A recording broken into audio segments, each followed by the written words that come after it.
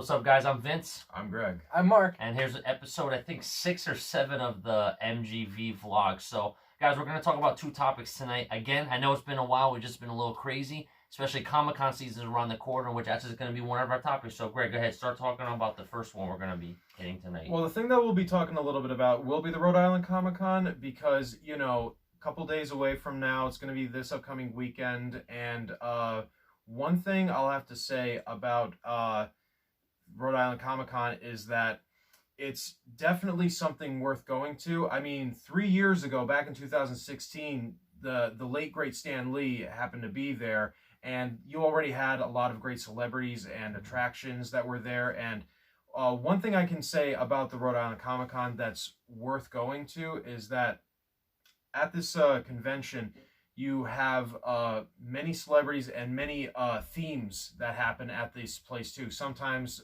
certain years it can be Marvel themed, sometimes it can be DC themed, and other times it can be just all about the current movies or TV shows that happen to be going on as well. Mm-hmm. And Mark, what would you say would be one of the best films or themes that might happen for this Rhode Island Comicon? Well, this one's definitely the big draw is the family vacation reunion. I mean, Chevy Chase himself. You got Beverly D'Angelo, Anthony Michael Hall, and I don't know the actress by name, but this is the family vacation reunion. And I know that they always had different actors play the kids in the sequels. Yeah, right. Right. But that's like the big draw is the original family vacation. They're getting the whole group of them, but it's also they're having a lot of different actors from different shows and movies coming together. Like they're having several actors from Game of Thrones. They're having actors from Umbrella Academy. They have a lot of headliners that have been in many shows and movies through many years and are very popular, and they'll be drawing a lot of people. It seems like they're always getting a lot of the actors who we grew up watching in big Hollywood films like, Elijah Wood in Lord of the Rings and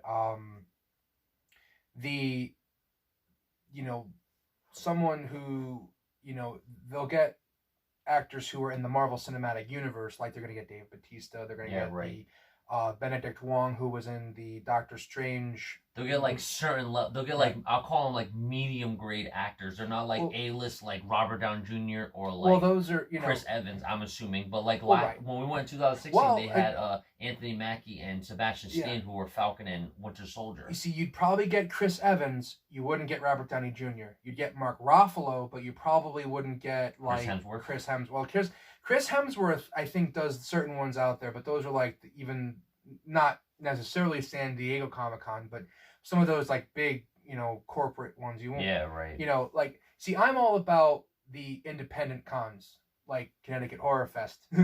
Right. Awesome con. Yeah. Great con. Those ones are where you'll get a lot of legends who have been in a lot of different films over the years, like especially horror films. But what's nice about going to the smaller ones is that it's more of a personal experience. Like the big ones, you'll get a chance, and there'll be opportunities, but there'll be hundreds of others who want that same opportunity, and it'll reduce what could be potentially like a good, nice conversation down to maybe 10 seconds. Right. Not necessarily a bad thing if it's the person you want to meet, but what when it comes down to at the end of the day is if you had fun, and if it came down to did you get the autograph you wanted? Did you get the picture you wanted with the meet and greet? Right. Because, and it's sad to say that, for some of the actors who have been in Hollywood for decades, they get older. They might not, like Stan Lee, he passed away just last year, the year before, I think. Yeah. Last year. And everybody who had a chance to meet him, his final appearance was at Rhode Island Comicon in the Northeast. So, it was definitely an opportunity, and it was good for everyone who got to meet him. It's just, they do those for as long as they can, and then, life just happens. And sometimes it's like some of you guys may not recognize the names of certain celebrities. I say to you, Robert Englund, it doesn't ring a bell yet, right? I say Freddy Krueger, now you know who I'm talking about. And I'll be fair, some people know who Chevy Chase is, some people don't know. But I swear, of all different generations, if I say Christmas Vacation, a lot of people are like, oh yeah, I know that movie. He's the crazy dad in that movie. So you know who I am talking about now.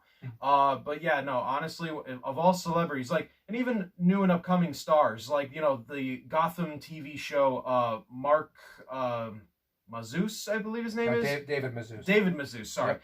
Great kid. David Mazouz, Yep. who's playing, you know, Bruce Wayne in that show, you know, he's a new and upcoming kid. And I know that you have Robert Pattinson in the rise as Batman, but they're not necessarily dismissing this other kid either. Like, he has a potential future as well.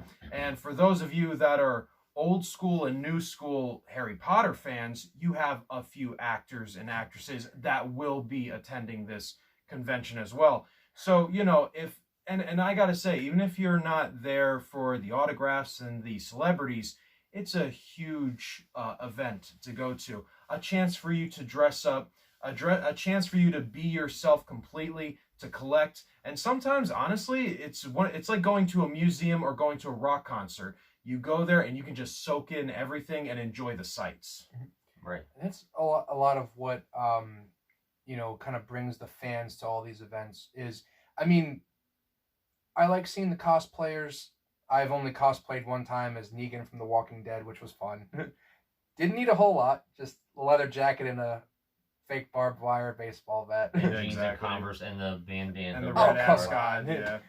That's a pretty DIY costume. You just need a bat. Well, And a jacket. that's what my favorite thing about Comic-Con is. I mean, I love meeting actors. I mean, being a fellow actor myself, I love meeting celebrities.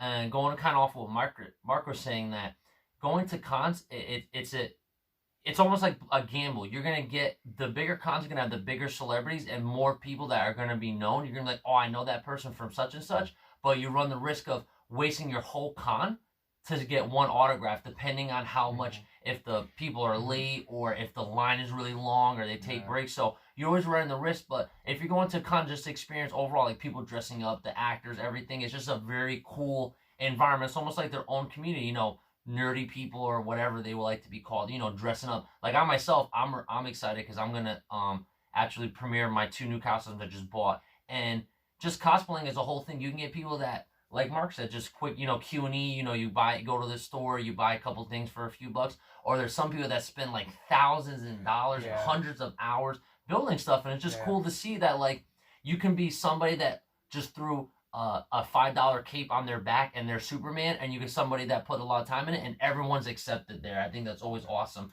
And what's cool about cosplaying, compared to, I feel like, a lot of other things, you literally could take a character and then you can make it whatever you want. Like they started doing that trend where they made a Thor, but they did like a McDonald's theme where you would dress up like Ronald McDonald, but all Thor outfit and everything like that. I know it sounds funny, but I'm just giving an example. You know, you can literally take any character you want and mash them together. I actually did see not so long ago on Instagram, craziest mix match I had ever seen in my life. Someone did a Joker Iron Man mix where basically they look like Heath Ledger underneath the mask, and they painted the mask with Joker makeup on top of it as well. So That's cool. Again, it's a convention where you can be whatever you want to be it to the smallest amount or to the max.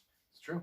And always giving like a cool backstory, I feel like, is always the coolest part. And again, that comes out to creativity, because me, I'm not creative as far as like maybe writing a lot of stories or, you know, putting stuff together, like, you know, sewing and everything, but just the idea of like matching characters together, like that's a unique idea. Joker, I mean, you know how many people take Deadpool and they literally throw Deadpool on everything. That's actually what I'm gonna do for my Nightwing one. Instead of using Nightwing all the time, I'm gonna do a Nightwing Deadpool fusion. You just get one thing and a few things from another, put it together, boom, it's your own idea. Definitely. And you can roll with it.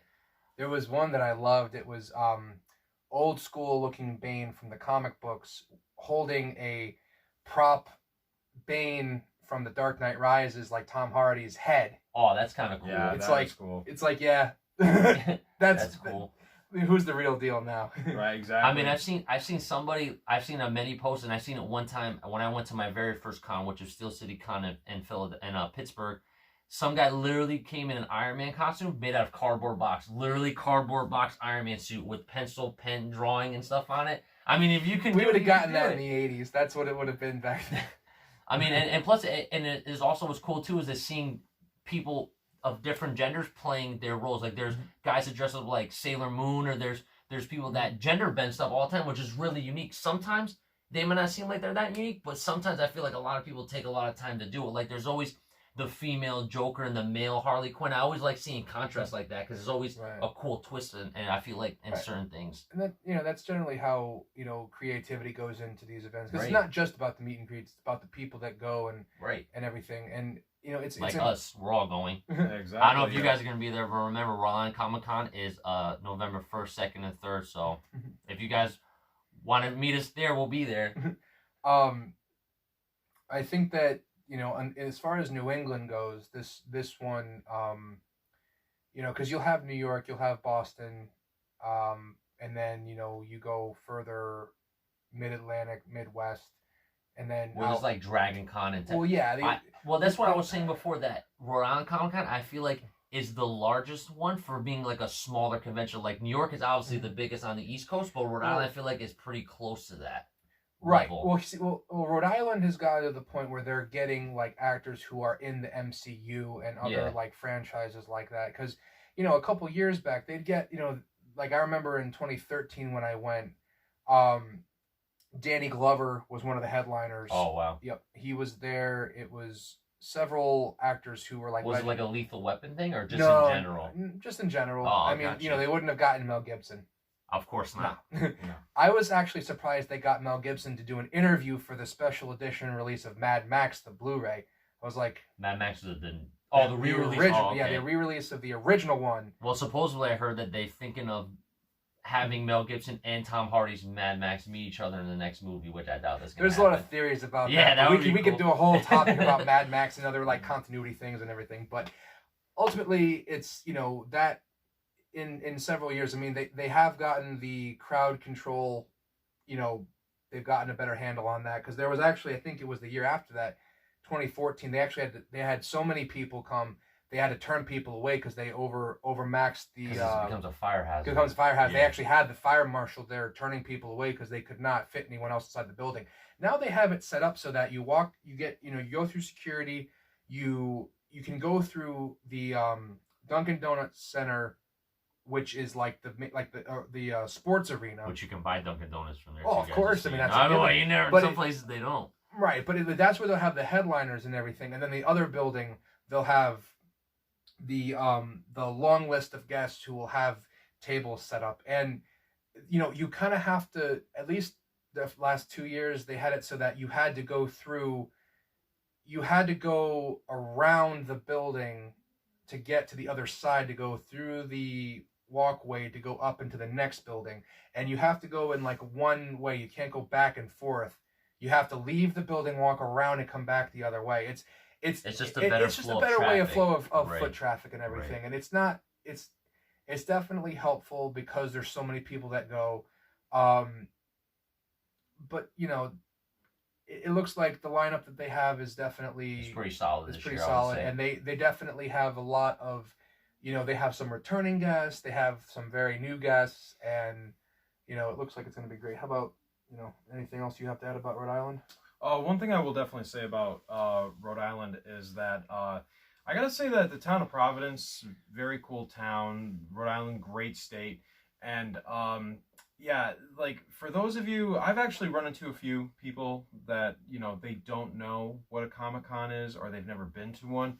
Basically, break it down, Greg. Yeah, basically, honestly, it's a lot like, imagine going to a concert combined with Black Friday for a shopping event, and you know, a movie showings with celebrities, and basically the world's largest comic book, toys, video game, and movie mashup, all located inside one building. And the cherry on top is that it's like Halloween all day, where you can dress up to be whatever you want to be, and the more original, the better. Which ironically is right after Halloween, Right. which is the after party theme. Exactly. All right, guys. So our next topic we're going to talk about is actually we're going to compare our opinion about how video game adaptations do a little bit poorly, getting adapted to movies and TV shows compared to comics and other, I guess, resources. Like one of my favorite video games of all time, and it's legendary unto itself. No pun intended. With the title, with the title itself, honestly, is The Legend of Zelda is getting its own live action show, and the problem with that is that we all know the track history of live action, adapted video game movies.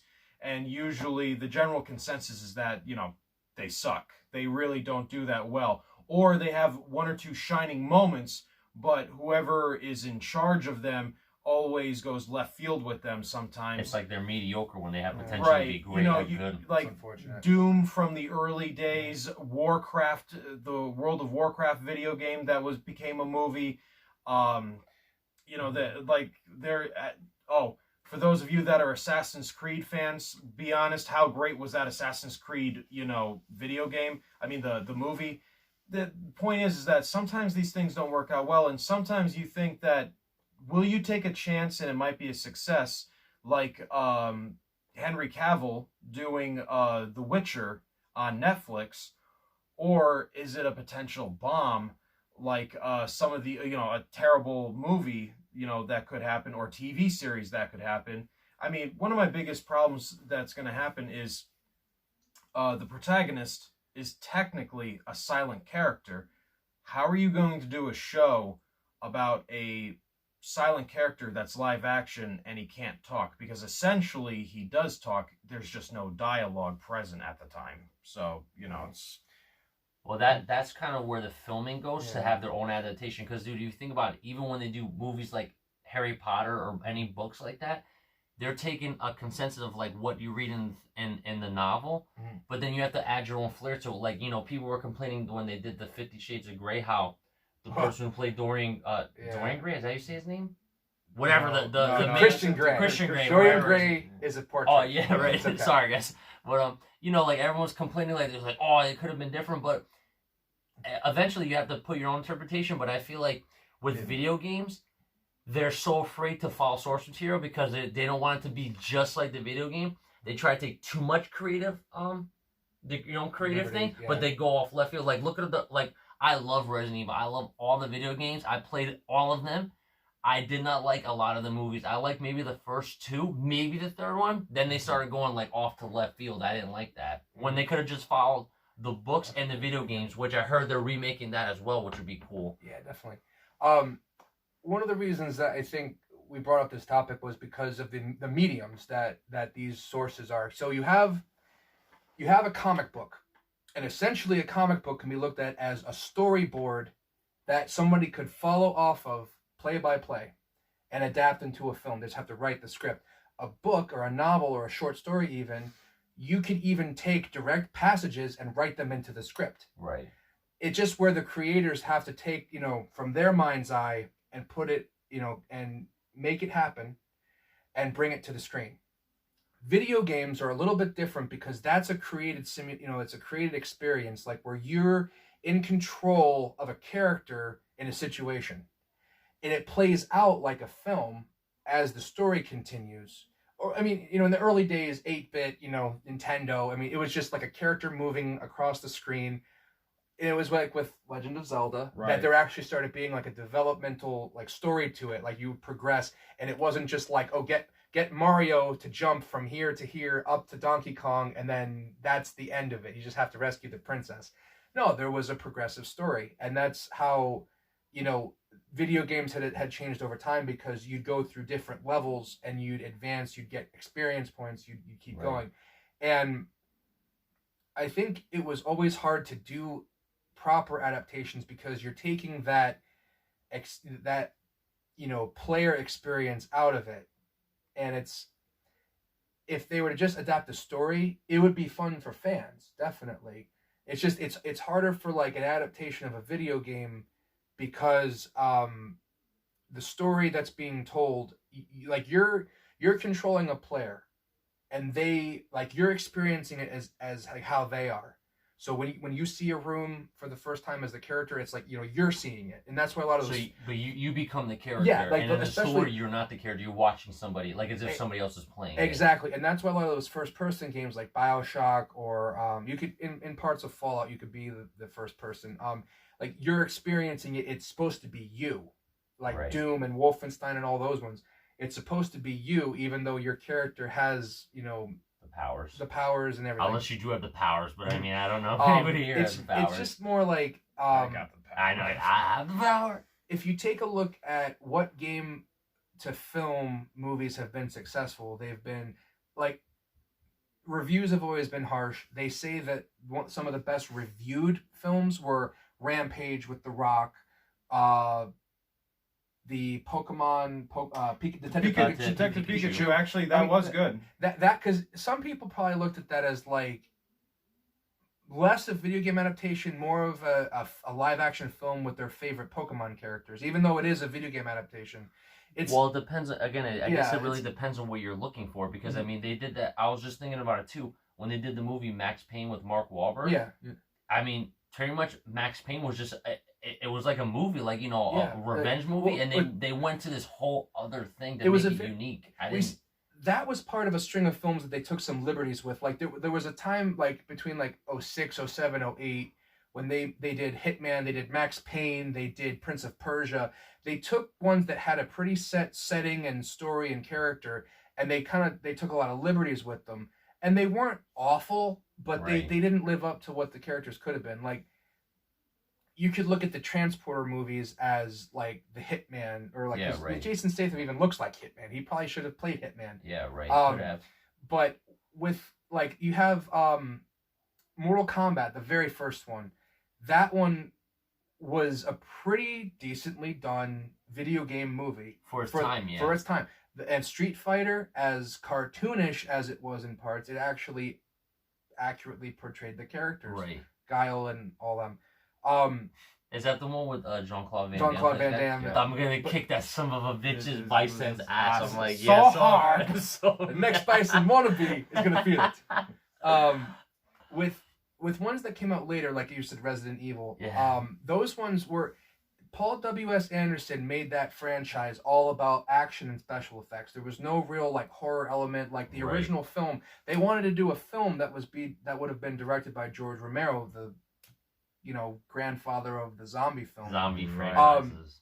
When they did Silent Hill, they Christoph Gans, who directed it, he was a huge Silent Hill fan. He actually had a monitor with the game on set to play by play that opening scene angle by angle and everything.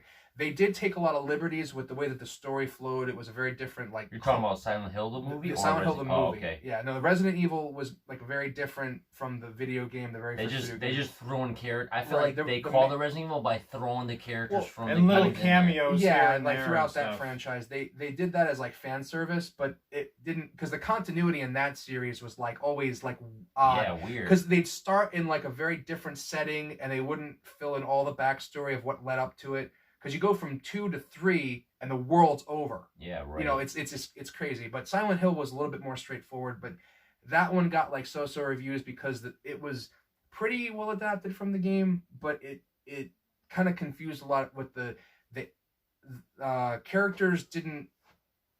They feel like some characters didn't age the way they should have. Right. It was like they didn't get a younger actor to play the cop who Kim Coates played. They got him to play the same, like looking exactly the same, like 30 years earlier. Right. Which I think people thought was kind of strange, but they were able to make the second one, but the second one I felt like was like way off. It was very different writer, different directing. It was very different kind of film, even though it had a really good cast in it. It didn't do as well. Like it had some good parts that were like a service to fans of the games, but it wasn't well executed. See, me being a diehard Resident Evil fan, My thing was, being a kid and I saw those movies for the first time, I appreciated them for the action. But then when you go back and you rewatch them, you're a little bit older and you play more of the Resident Evil games, both the new ones and the old ones that you grew up with, it suddenly realizes that you didn't love the games for the action, you loved the games for the horror. You loved them for the story. Which, kind of using Resident Evil as the platform, I'm going to segue over kind of back to Mortal Kombat. See, here's the thing. The PG-13 one that came out back in 93, 94, 95. The thing with that movie was that, it was basically, a little bit of a martial arts fantasy flick. You know what I mean? And what they wanted to do is they wanted to get both the mature audience and the teen audience to come and see it. And it was a success. It became a cult classic. But the thing is that, you got this reboot that's coming out now, and some people are having high hopes for it because they're going to be very true to the original source. And there's one funny thing that I noticed that no one brought up for irony. Now, this is something only I would probably notice, or a few select others would notice, but I noticed that the logo has been changed. Now, they kept the same logo for the movies, the video games, and even that web series that used to be on for a while. And now with this brand new movie, the reboot, totally different dragon logo for Mortal Kombat. Like now. It's like a much thinner looking dragon. He almost looks European style. But here's the thing. Have you guys noticed that, for those of you that are Mortal Kombat fans and watching us right now, have you noticed that people are not complaining about the logo because they're being true to the original source by having the movie have fatalities? And it's rated R. I mean, not saying every movie needs to be rated R, but you would figure some movies like Venom did really well. Yep. I feel like if it was rated R, it would do better. Well, I just feel like certain things... There's 3 examples that come to mind when I think of it as a successful R-rated film. At least for fanboys. Right. You think of Deadpool, Yes. Logan, and Yes. Venom. Yep. Yes. I mean, the 4th one is most recently the Joker, because I think it's breaking all kinds of records now. Yeah, for sure. But if it's done well, it's all the adults going to see it. Even though, the demographic for Disney, Marvel is PG-13 or younger, because you can get whole families to go see it. You can get merchandise and all that. Well, yeah, I mean that's what their game is. But Warner Brothers is Mm-hmm. more centered around mature audiences because of the content that a lot of the stuff that they produce. Whereas Disney is a family brand. Right. You see Disney, you think Disney World, you think everything. Well, supposedly they're supposed to make an adult rating. They're gonna keep they're gonna keep Deadpool some and them. things. Yeah, I mean, well, if you think about the Mandalorian, that's a very dark version of Star Wars. Right. So now you get for Disney Plus, there's going to be certain shows and movies that are going to be a little bit darker. But with that web series for Mortal Kombat, that was an interesting take, because that was when they had done Kevin Tascheron had done a completely independent film, a 10-minute short film, where he reimagined characters from Mortal Kombat as if Baraka was a crazy surgeon who implanted and he killed Johnny Cage in that. Yeah, Yeah. The blades were actually they could actually come out of his arm and everything. And then Reptile was a guy, a real person who had a skin disorder. Yep. And with that was a pretty cool take. It was almost like Batman Begins They style. couldn't get funding for, so that's why they ended up doing the. I heard well, they did the right. web show. They were supposed to do a new film, so they did the web series instead, where Michael J. White reprised his role as Jax, because he was the narrator pretty much throughout the short film, which was awesome. He was great. Well, they made it seem like it was almost like not just a martial arts movie, but almost like an action movie, because right. They brought in Scorpion and stuff like that. And the web series was awesome, but they also did a few different web series for, they did the one for Street Fighter. They did the one for... I didn't know that. Yeah, they did one for Street Fighter. They did one for Assassin's Creed. I think that was actually made by the company. Yeah, though. right. Well, do you guys think that the reason why maybe video games are having a hard time adapting, where comic books, something that's written down like a book, you have more leeway because no one has an exact image of what the characters look like or anything like that. Where the video games, if you literally don't do the person's hair color, everything look exactly like the game, people are gonna be like, this is not the same. but then it takes away from the people making the film. They're like, well, I don't want to do an exact copy. Right. That's why, like, and like people complain when they do shot for shot remakes of movies, like the movie Psycho with Vince Vaughn. Yeah.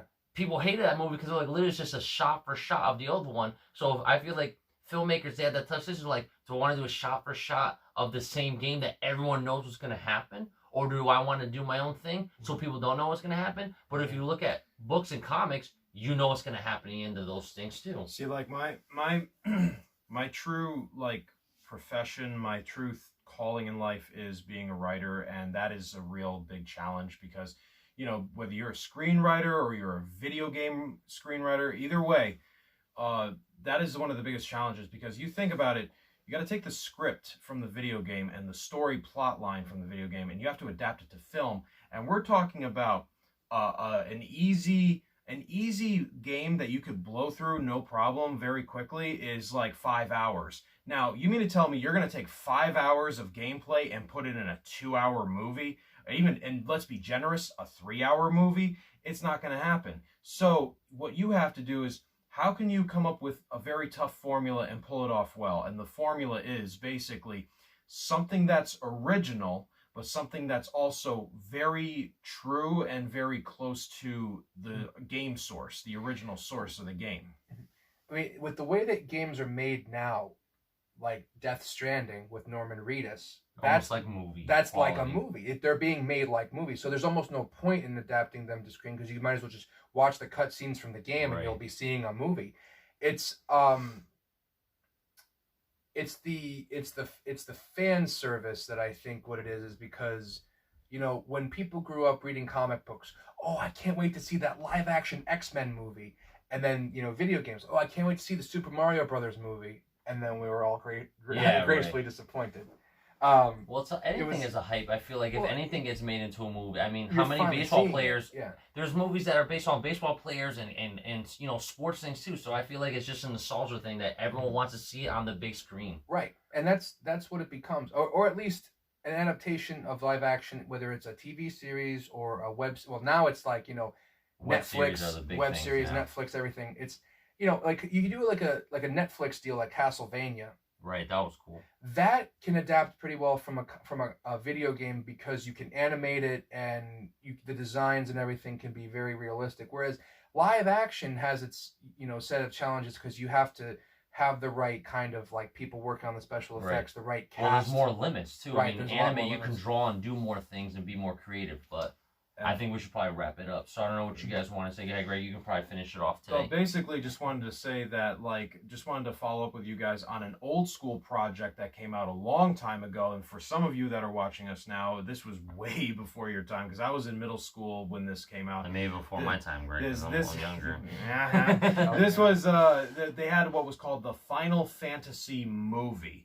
Now you see the Final Fantasy Spirit, whatever. Spirit, but see the Spirits Within. Spirits Within. Yeah, Mark knows it. So saw it in theaters. Spirit something. So the thing was that you know, you went into this movie with a certain concept or a certain idea, and you know you play the video games growing up, and you're thinking to yourself, all right, well, you know it's not going to be based on any of the games, it's going to be original, so let's go see what they do with it. And quite frankly, you felt like you were watching a decent sci-fi movie, but it really should not have been called Final Fantasy because it felt like nothing like to the source whatsoever, out of touch. And yes, being animated, you know, 3-dimensional and whatnot, there was only voice acting, so you didn't have to worry. It had moments where it was boring, it had moments where it didn't feel original or true to the source, and so ultimately I felt like it was a flop. So I guess my final thought is that as time moves along, you just need better screenwriters. You just need people that, here's what you need are screenwriters that play the video games. You got to have people who play the games and love the games to help make the movies. If you're just making the movie to make the buck, I'm telling you right now, just don't even bother. Yeah. Really, don't even bother. It's just sad to see that all the movies that Uwe Boll did, because he just did that to make a buck. But then Christoph Gans with Silent Hill, Passion Project. Right. We need more of that. James Wan in charge of the Mortal Kombat movie. I think it's on the right track. Yeah. So I mean, I have really nothing to say about that. I just hope that, I hope they're good movies because I love all the video games, so you'd want to love the movies. Especially me being an actor, I love to see the actors in these movies do really well with the roles. Better ones than Angry Birds. So let's gear more. Well, I towards like Angry Birds. I thought it was yeah. okay. But anyways, guys, again, I'm Vince, I'm Greg. I'm Mark. and that's it for us, guys. Thank you. Latest.